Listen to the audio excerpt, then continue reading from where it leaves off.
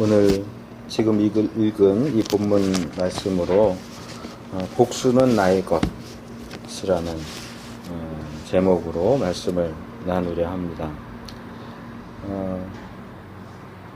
지금 읽은 본문 이 50장 15절로 21절 말씀을 읽었는데 창세기 마지막 장입니다. 그래서 출애굽기로 이제 넘어가는 마지막 부분에서 어떻게 보면 뭐 그냥 읽고 넘어갈 수도 있지만 참 감동적인 장면을 우리가 맞이하게 됩니다. 이 창세기 시작하는 부분에서 창조와 또 인간의 타락 그런 이야기들 넘어가면 4장에 가면 가인과 아벨의 이야기가 나옵니다. 가인과 아벨 이야기를 우리가 그런 시각으로 잘 보지 않기 때문에 놓치기 쉽지만 가인과 아벨 이야기는 형제 간의 갈등에 대한 이야기입니다. 물론 근원적으로 하나님께서 한 사람의 제사는 받으시고 한 사람의 제사는 받지 않으셨다라고 하는 그런 종교적인 문제로 많이 부각이 되지만 사실 가인이 범한 죄는 동생을 살해한 죄예요. 형제를 살해한 죄예요. 남도 아니고 자기의 친형제를 미워하고 또는 질투해서 살인하는 그러한 죄가 벌어집니다. 그 이후로도 쭉 내려오다 보면 어떤 이 형제 간의 불화에 대한 이야기들이 계속해서 나옵니다.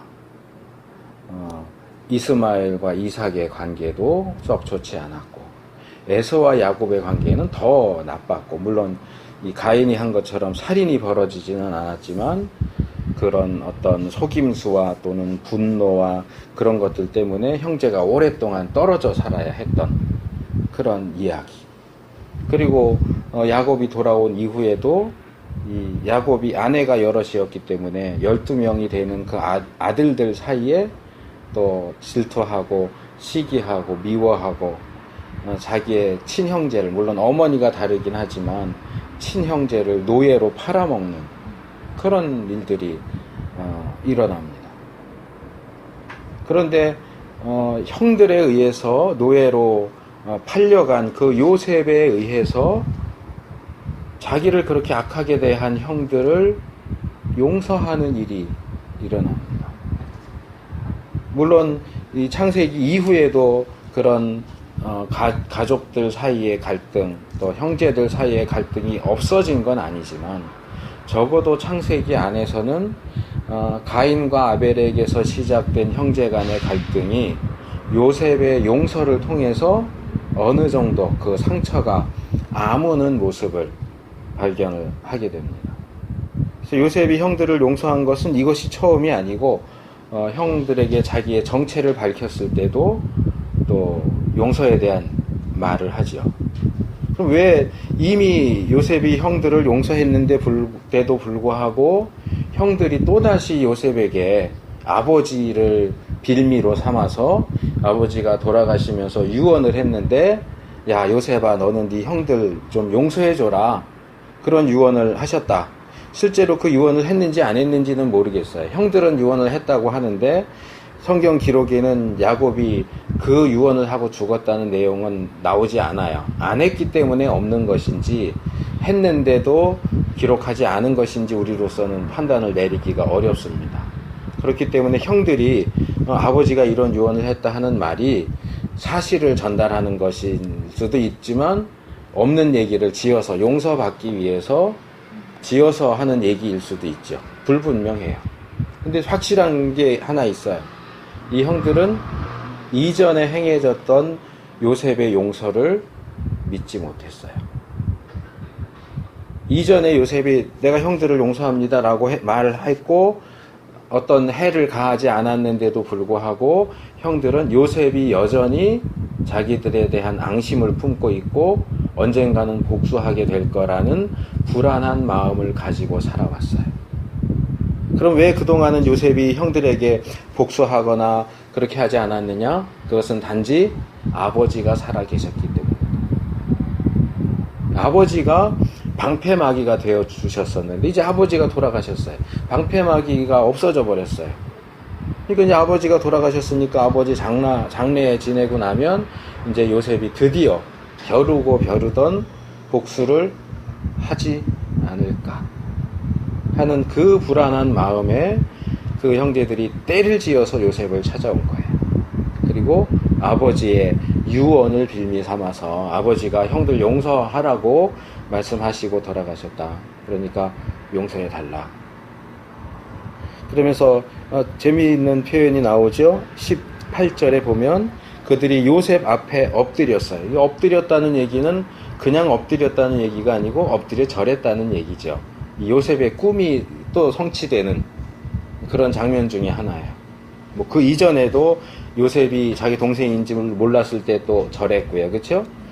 그 요셉의 꿈이 그대로 일어난 엎드려 절하면서 자기들이 요셉의 형인데도 불구하고 여기에 베냐민이 꼈는지 안 꼈는지는 몰라요. 근데 또 베냐민은 요셉의 친형제이기도 하고 요셉을 팔아넘기는 일하고 관계가 없으니까 아마 베냐민은 여기 없었을 가능성이 높죠. 그러면 10명인데 10명의 형제들이 누구도 요셉보다 어린 사람이 없어요. 요셉보다 어린 형제는 베냐민밖에 없잖아요. 나머지는 형들이란 말이에요, 사실은. 근데 그 형들이 요셉에게 뭐라고 얘기합니까? 우리는 당신의 종입니다.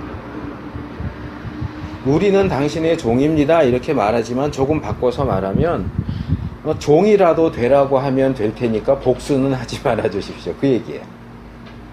죽이지만 말아 주십시오. 우리가 노예가 돼도 좋습니다. 근데 이 비슷한 장면이 야곱에게서도 발견돼요. 야곱이 자기가 맞이가 되려고 팥죽으로 무리하게 그런 거래를 한 것은 어제 공부하면서도 슬쩍 제가 지적은 안 했지만 나왔었어요. 제가 말씀을 드렸어요. 장자권을 파는 그런 관습이 있었단 말이에요. 그러니까 장자권을 파는 것 자체를 문제 삼기는 어려워요.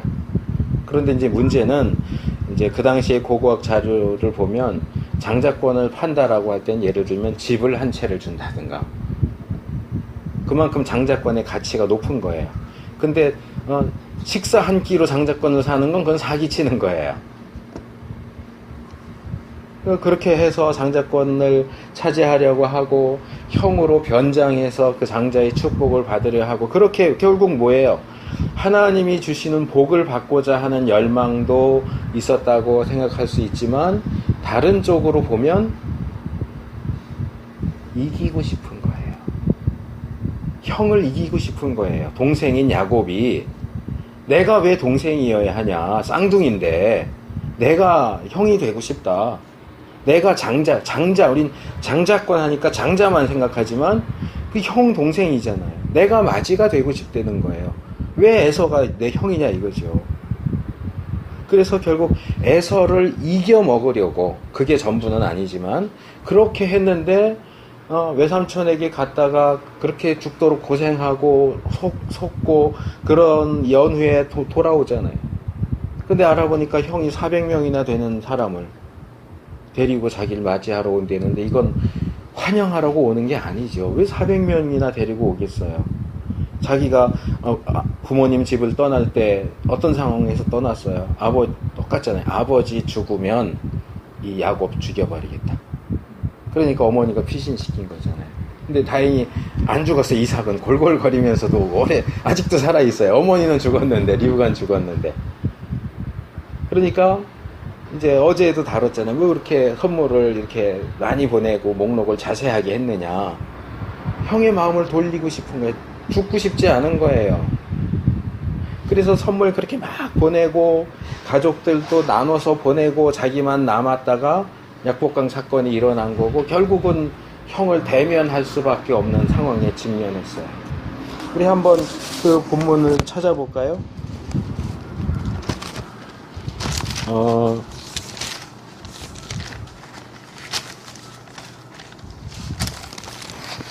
32장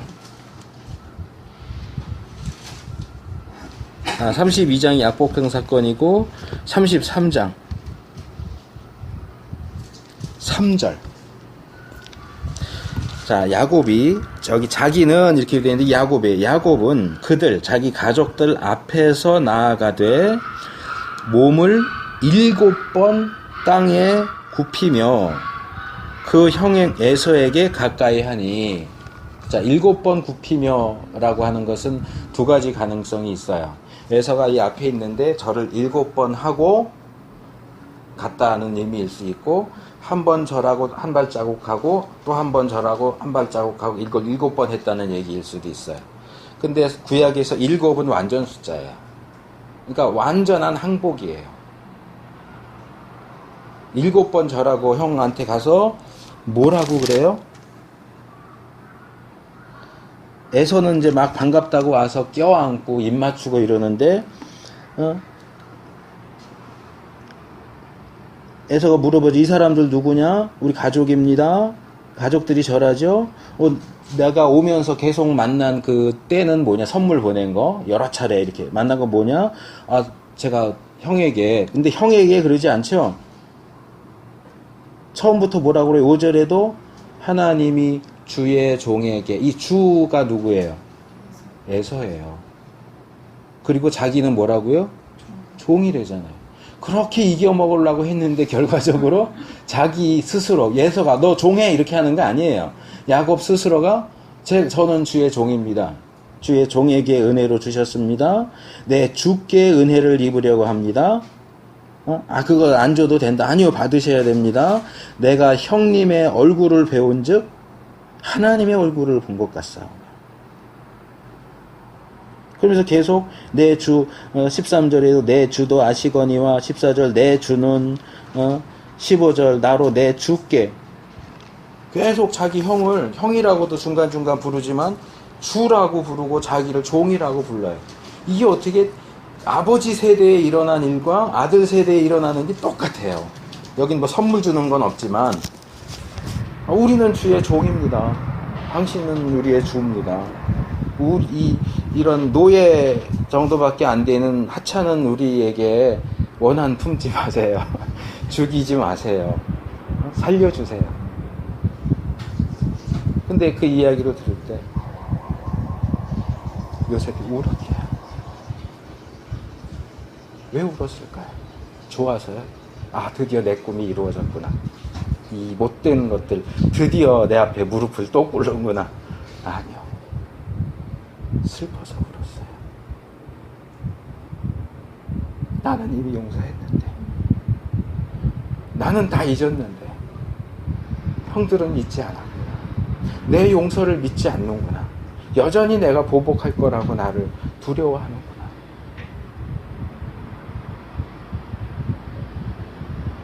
물론 형들이 악한 일을 한 건 맞아요. 그런데 처음 자기가 자신을 밝힐 때 그러잖아요. 하나님이 형들의 그 악을 선으로 바꿔서 이렇게 예비하도록 하기 위해서 나를 보내셨다. 그러니까 두려워하지 마라. 근심하지 말아라. 그것이 선한 일은 아니었지만 내가 그것에 대해서 보복할 생각이 없고 용서한다 했는데도 형들이 요셉의 말을 믿지 않아요. 요셉은 빈 말을 한 게 아니에요. 물론 거기까지 이르기는 정말 힘들고 어려운 그리고 긴 과정이 있었어요. 자, 요셉이 물론 이것도 문제가 될 수 있지만 그 보디베라의 딸과 결혼을 했어요. 보디베라는 온 헬리오폴리스의 태양신 섬기는 제사장이에요.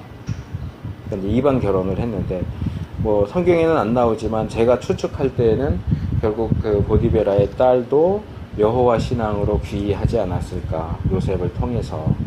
안 그러면 문제가 생기죠.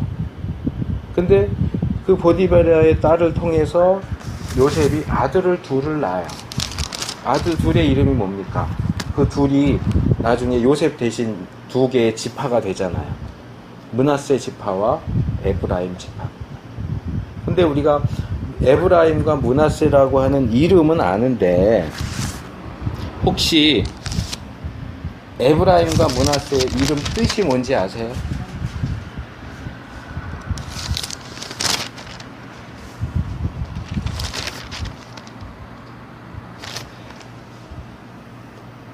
자, 한번 보겠습니다. 41장 51절 요셉이 그 장자의 이름을 므낫세라고 하였으니 하나님이 나로 나의 모든 고난과 나의 아비의 온 집 일을 잊어버리게 하셨다 하며 첫째 아이를 낳고서 이름을 잊었다라고 지었어요. 뭘 잊었다고요? 지나간 일은 다 잊었다.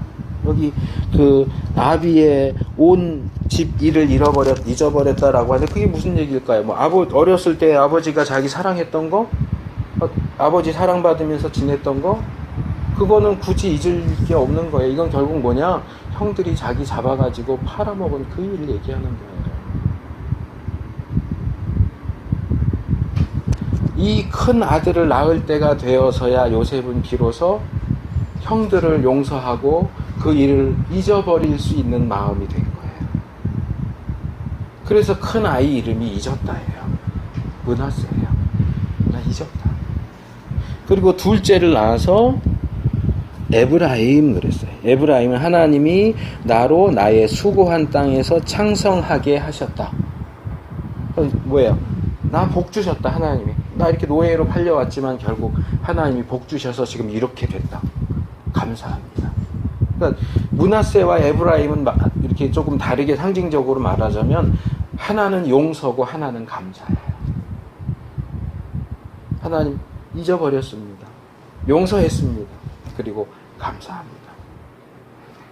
그리고 형제들에게 자기를 밝힐 때 그러잖아요. 여기 45장 4절 나는 당신들의 아우 요셉이니 내가 당신들 동생 요셉입니다. 그러면서 자기를 특징 짓는 게 뭐예요? 당신들의 애굽의 팔자라. 형과 형들과 요셉 사이의 관계는 이거예요. 당신들은 난 팔았다. 노예로 팔았다. 그러나 당신들이 나를 이곳에 팔았으므로 근심하지 마소서. 한탄하지 마소서. 하나님이 생명을 구원하시려고 나를 당신들 앞서 보내셨나이다. 하나님이 큰 구원으로 우리를 세상에 두시려고 앞서 보내셨습니다. 나를 이리로 보낸 자는 당신들이 아니요 하나님입니다.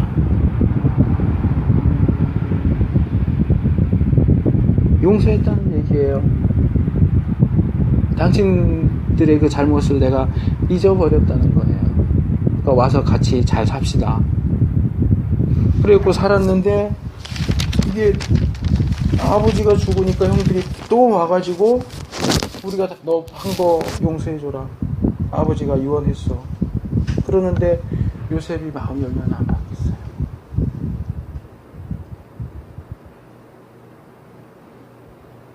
그래서 그 자신의 그 용서와 관련해서 한마디를 덧붙이는 게 이거예요. 내가 두려워 마소서. 내가 하나님을 대신하리이까. 당신들은 나를 해하려 하였으나 하나님은 그것을 선으로 바꾸사 오늘과 같이 만민의 생명을 구원하게 하시려 하셨나니 당신들은 또 두려워 마소서. 내가 당신들과 당신들의 자녀를 기르리이다. 두려워 마십시오. 나는 하나님이 아닙니다. 근데 내가 하나님을 대신하리이까 라는 이 표현은 사실상 해석이 좀 어려워요. 이게 무슨 뜻일까? 무슨 의도로 얘기를 하는 것일까? 제가 좀 생각을 해봤는데 한 3가지 정도 의미가 가능할 것 같아요. 첫째는 이 앞뒤 문맥을 고려할 때 이 당신들이 나를 판 그 행위는 악은 악이지만 하나님의 더 큰 계획 안에서 행해진 것이기 때문에 내가 당신들의 책임을 묻지 않겠습니다. 그런 의미일 수 있고, 둘째로 나는 하나님이 아니기 때문에 비록 당신들이 잘못했다고 할지라도 그것에 대해서 벌 줄 수 있는 자격은 없다. 그거는 하나님이 하실 일이지 내가 할 수 있는 일이 아니기 때문에 나는 당신들을 벌 주거나 보복하지 않겠다. 그런 의미일 수도 있고, 세 번째는 조금 삐딱하게 보는 건데, 나는 하나님이 아니니까 복수할 수 없다. 근데 아마 하나님은 하실지도 모르겠다. 왜? 자, 여기서 중요한 원리가 나오는 거예요.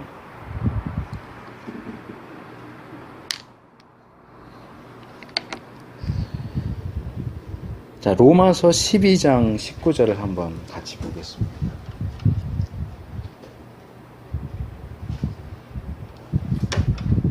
로마서 12장 19절 같이 읽겠습니다. 찾으셨습니까? 로마서 12장 19절.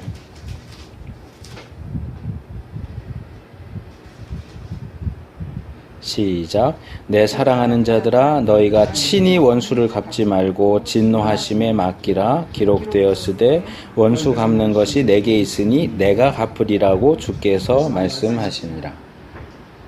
자, 이거는 이제 기록되었으되 이렇게 되는 거는 이제 구약을 인용하는 얘기라, 구약에 나오는 얘기라는 거예요. 구약과 신약 전체가 우리에게 가르쳐 주는 바는 뭐냐? 복수는 누구의 것? 하나님 거예요.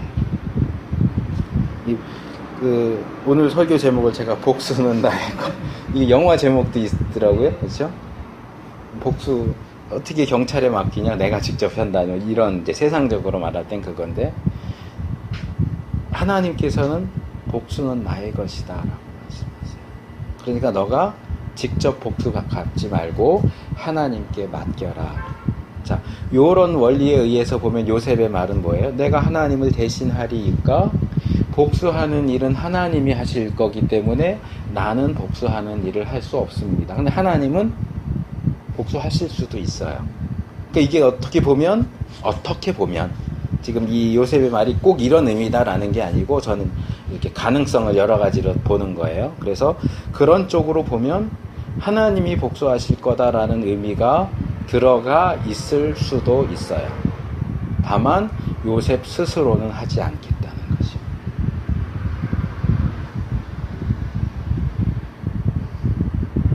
그래서 제가 사실 이 본문으로 설교를 준비하면서 처음 잡았던 제목은 복수는 나의 것이 아니고 권리이양이라는 제목을 잡았었어요. 처음에는. 우리는 다른 사람에게서 뭔가 억울한 말을 듣거나 억울한 일을 당하거나 속았거나 이러면 복수하고 싶어요. 내 마음속에 복수심이 들끓어요. 내가 당했던 그 상황이 마치 카메라로 찍은 것처럼 내 머릿속에 딱 들어와 있어서 집에 가면서, 집에 있으면서, 자면서, 화장실에 앉아 있으면서 그 장면을 다시 이렇게 틀어요. 너 그때 나한테 이렇게 말했지?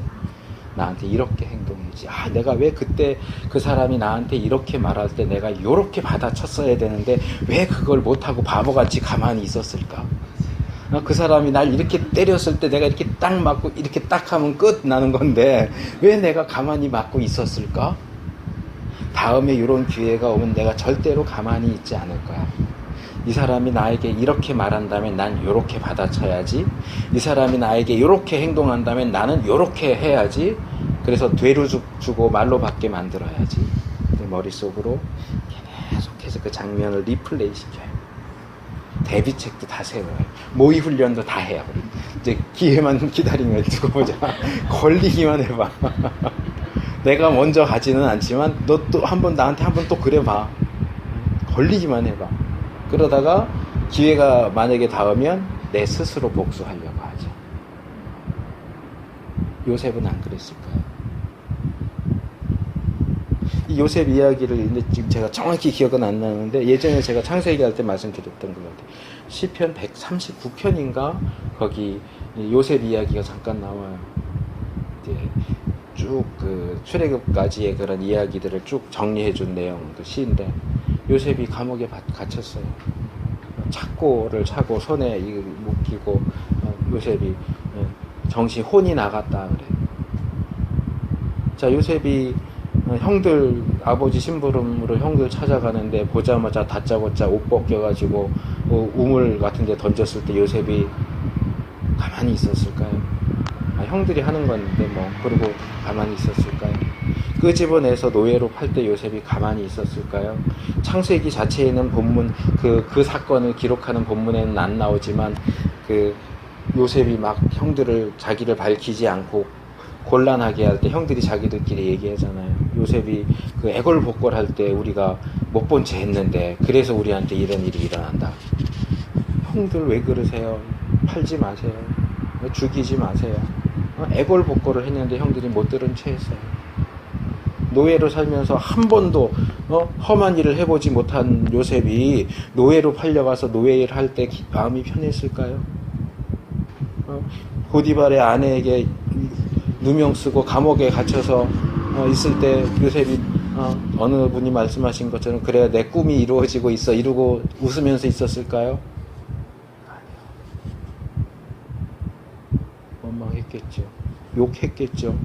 그 모든 장면들을 하나도 잊지 않고 각인해놨다가 리플레이 시키면서 내가 다음에 또 이런 상황이 오면 나는 절대로 당하지 않을 거야. 각오하고 또 각오하고 결심하고 그랬겠죠. 근데 그 모든 과정이 아직 끝이 다 따르지 않았지만 요셉은 총리가 되고 결혼하고 맏아들을 낳으면서 다 잊었어요. 내가 잊었다라기보다는 잊어버리게 하셨다. 그래서 잊었어요. 용서했어요. 복수하지 않기로 했어요. 형들, 우리는 보통 그럴 경우에 복수하는 것은 내 권리야. 복수는 나의 것 하는데 요셉은 복수는 나의 것 그러지 않았어요. 자기의 권리처럼 여겨지는 그 복수하는 일을 그 권리를 하나님께 이양해 드렸어요. 하나님이 알아서 하세요. 저는 그냥 넘어갈게요. 저는 잊어버릴게요.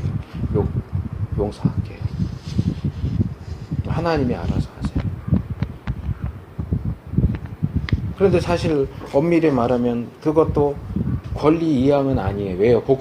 우리는 복수는 나의 것이라고 말하는데 하나님께서도 똑같이 복수는 나의 것 그래요. 복수는 내 거다. 네 게 아니다. 원래 하나님 거를 하나님의 권리를 하나님이 하시도록 넘겨드리는데 그게 어떻게 권리 이양이에요. 내 권리인데 넘겨드려야 권리 이양이죠. 그래서 조금 고민을 했어요. 이 권리 이양이라고 하는 표현이 맞을까. 제가 이 건너편에 있는 부평 동북교회에 3년 정도 있었어요. 이따가 억울하게 쫓겨났어요. 12월 셋째 주에 담임 목사님이 당회에 들어가서 제가 부목사로 있었어요. 김준기 목사가 올해까지 사역하고 관둔다고 그랬습니다. 난 그런 얘기 한 적이 없는데. 뭐 거긴 여러 가지 또 사연이 있긴 한데 거짓말을 했어요. 그래서 당회에서 12월 마지막 주까지 사역하고 가시오. 2주 남겨놓고. 참 힘들었어요.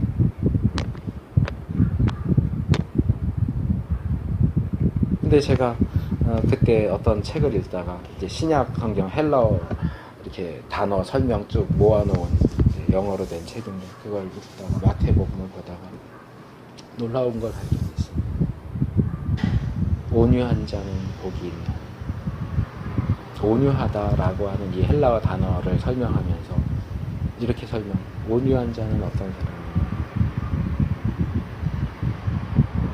해를 당하되 복수하지 않는 것이 온유한 것이다. 보복하지 않는 것이 온유한 것이다.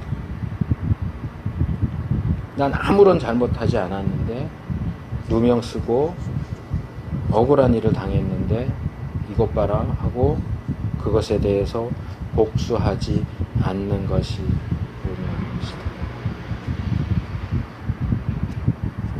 주님은 온유한 자가 복이 있다고 말씀하세요. 뒤집어 말하면 복수하지 않는 자가 복이 있다. 용서하는 자가 복이 있다는 거예요.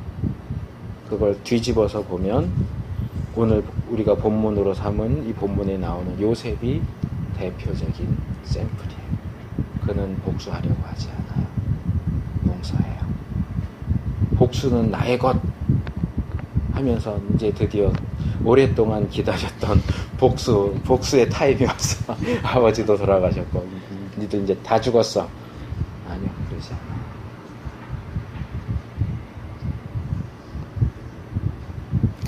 우리 마음 가운데 용서할 수 없는 사람이 있을지 모르겠어요. 아마 있을 거예요. 살아오면서. 난 다 용서할 수 있는데 이 사람은 안 돼. 용서가 안 돼. 이 일만큼은 잊혀지지가 않아 하는 것들이 있을 수 있어요.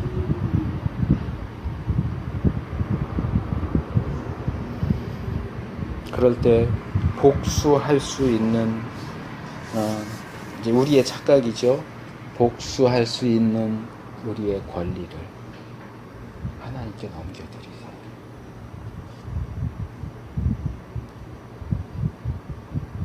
요거 하나만 더 말씀드리고 말씀을 맺으려고 합니다. 우리가 뭐 보니까 좀 전 시간에 시가서 결혼하셨죠. 시가서 시편을 연구하다 보면 어려운 문제들이 여럿 나오는데 그 중에 하나가 복수 기도예요. 내 원수의 자식을 바위에 메어쳐서 죽이는 자가 복이 있다. 이게 오늘날 그리스도인이 할 수 있는 기도인가? 구약의 어떤 미개한 그런 사상의 표현일까? 저는 그거를 규장에서 나온 복수기도라는 책이 있어요. 그걸 쓴 분은 신학자는 아닌데 어떤 목사님이고 조금 저희 쪽하고는 조금 신앙의 노선이 다른 분인데 어쨌든 그 책을 보면서 제가 그 부분은 정말 그렇구나 하고 동의하고 배웠던 게 뭐냐 하면 구약의 복수기도를 우리가 어떻게 이해해야 할까? 다윗의 예를 들어요. 다윗도 그런 복수기도를 한 사람인데 다윗의 가장 큰 그 원수가 누굴까요? 사울이. 10년이 넘게 쫓겨다녔어요. 다윗이라면 사울에 대해서 복수해도 누가 뭐라고 안 할 거예요. 어쩌면 다윗이 하는 복수 기도의 대상 중에는 사울이 있었을지도 몰라요. 그런데 정작 다윗이 사울에게 복수할 수 있는 기회가 주어졌을 때 어떻게 합니까? 복수하지 않아요. 물병 가져오고 옷 이렇게 끝에 잘라오고 그러는데 그거 자기가 한 것도 마음의 가책을 받아서 괴로워해요. 이게 그런 복수 기도를 한 사람의 모습이 맞아요? 그런 것을 통해서 종합해서 그분이 그 책에서 결론을 내린 게 뭐냐? 복수 기도는 복수를 하나님께 맡기는 행위다. 내가 직접 복수하지 않고. 복수 기도 자체는 좀 무시무시해 보이지만 결국 복수 기도라고 하는 것은 그것에 대한 복수를 하나님께 맡깁니다라는 청탁이다. 복수 기도를 한 다윗은 자신이 스스로 복수할 수 있는 기회가 주어졌을 때 직접 복수하지 않는다.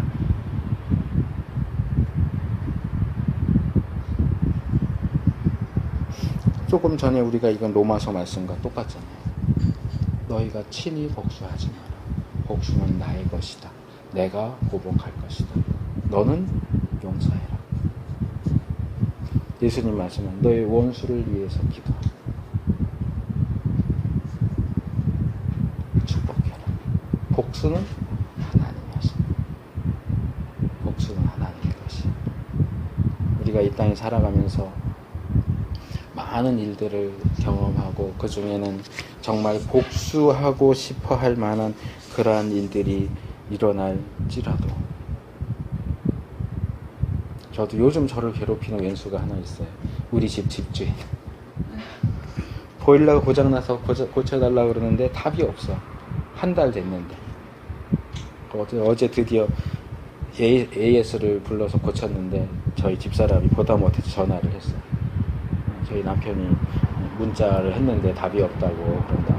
이제 추워져서 어쩔 수 없이 불렀는데 고쳤으라고 그리고 보일러.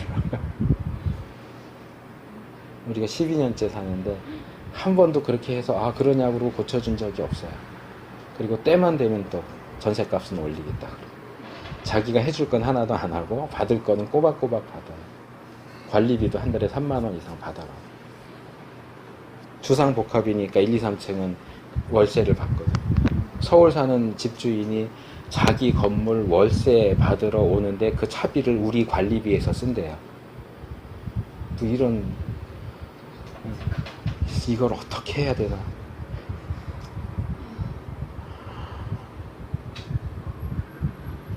근데 하나님께서 복수는 나의 것이래요.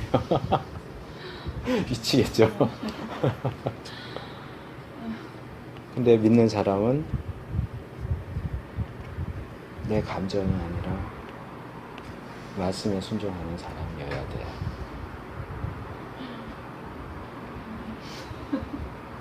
하나님께 맡겨요. 우리가 할 수 있는 것, 그나마 구약 성도들은 복수하는 거, 그런 기도, 복수 기도, 저주 기도를 했는데 신약에는 또 그런 것도 없어요. 예수님 뭐라 그러세요? 너희 원수를 위해서 기도해라.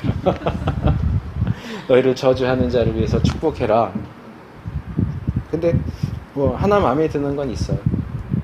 너희가 전도하러 다닐 때 어느 집에 들어가는데 들어가면서 그 집을 위해서 축복, 복을 빌어라. 근데 그 집이 그 복 받기에 합당하지 않으면 너희가 빈 복이 너희에게 돌아올 것이다. 분명히 그 집 주인은 제가 복을 빌어도 그 복을 받기에 합당하지 않은 사람일 것이 분명해요. 이제 그럼 제가 빌어준 복이 저한테 오겠죠. 그거 하나만 좀 마음에 들어요. 어쨌든 복수하고 싶은 때 이 말씀을 기억하세요. 요셉을 기억하세요. 우리가 요셉같이 되는 날이 언제 올지 모르겠어요. 요셉처럼 언젠가 우리가 뭐 우리 전사님은 이미 끝났고 전사님은 어떻게 될지 모르겠지만 우리가 언제 아이를 낳으면서 잊었어 문하세라고 이름을 지어줄 때가 올지 어떨지 모르겠지만 뭐 아이 낳고 이름 지어주는 건 못한다 할지라도 언젠가 그래 하나님이 나한테 이렇게 복 주시고 하시니까 그동안 힘들었던 거 어려웠던 거 날 괴롭혔던 그놈의 인간들 내가 다 잊었어. 나 힘들고 괴로웠던 거 다 하나님이 잊게 하시는구나. 감사합니다 하나님. 그렇게 고백할 수 있는 때가 올 거라고 믿습니다. 저에게도 그리고 여기 계신 전사님들에게도 그런 때가 올 겁니다. 당장 눈앞에 보이지 않아도 이게 믿음이 아브라함이 너 아직 아내도 불임이고 너도 나이가 그런데 그래도 너희 둘 사이에 아들 낳게 해줄게 그럴 때 그것을 믿음의 의로 여기셨다고 그랬잖아요. 하나님이 하신 말씀을 믿고 그 말씀하신 하나님을 믿는 그게 믿음이에요. 말씀에 있고 그래서 우리가 그 말씀하신 하나님을 정말 힘든데 믿기 힘든데 그대로 하기 힘들지만 그래 하나님이 말씀하셨으니까 아멘 하고 믿는 게 그게 믿음이에요. 우리에게 이런 복이 임할 수 있기를 축원합니다.